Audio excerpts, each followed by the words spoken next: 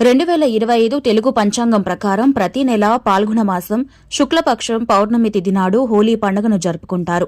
ఈ నేపథ్యంలో ఈసారి మార్చి 14వ తేదీన శుక్రవారం నాడు హోలీ పండుగ వచ్చింది. అయితే 13వ తేదీ గురువారం రాత్రి హోలికా దహనం నిర్వహిస్తారు. ఇలా చేయడం వల్ల ప్రతికూల శక్తులన్నీ తొలగిపోతాయని నమ్ముతారు. హిందూ పురాణాల ప్రకారం హోలీ పండుగను చెడుపై మంచి సాధించిన విజయంగా పరిగణిస్తారు. హోలీ పండుగ వేళ చేసే పూజలు, జపించే మంత్రాల వల్ల ఏడాది పొడవునా ప్రభావవంతంగా ఉంటుందని నమ్ముతారు.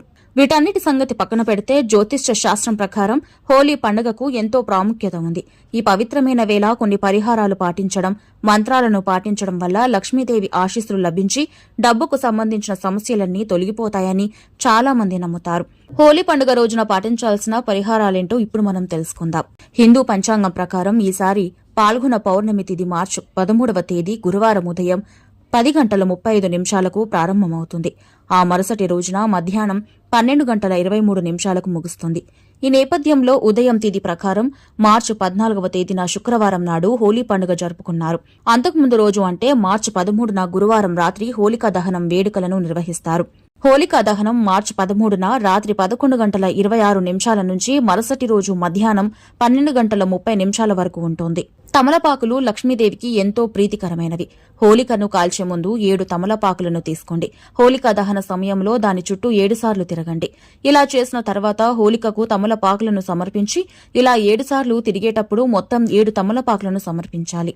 హోలికా దహనంలో కొబ్బరికాయను నైవేద్యంగా ఉంచడం వల్ల మీ ఇంట్లో ఆర్థిక ఇబ్బందులన్నీ తొలగిపోతాయి. హోలికా దహనం తర్వాత మిగిలి ఉన్న బూడిదను పవిత్రమైనదిగా పరిగణించబడుతుంది.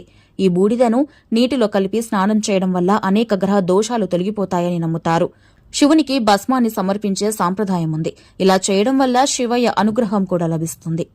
హోలికా దహనం తర్వాతి రోజు ఉదయం హోలీ బూడిదను తీసుకుని ఎర్రని గుడ్డలో కట్టి ఆ వస్త్రంలో ఒక యంత్రం, కొన్ని వెండి నాణేలు ఉంచి వీటిని మీ ఇంట్లో సంపద ఉండే ప్రదేశంలో అంటే అల్మారాలో లేదా లాకర్లో ఉంచాలి. ఇలా చేయడం వల్ల మీ ఉద్యోగం, వ్యాపారంలో పురోగతి లభిస్తుంది.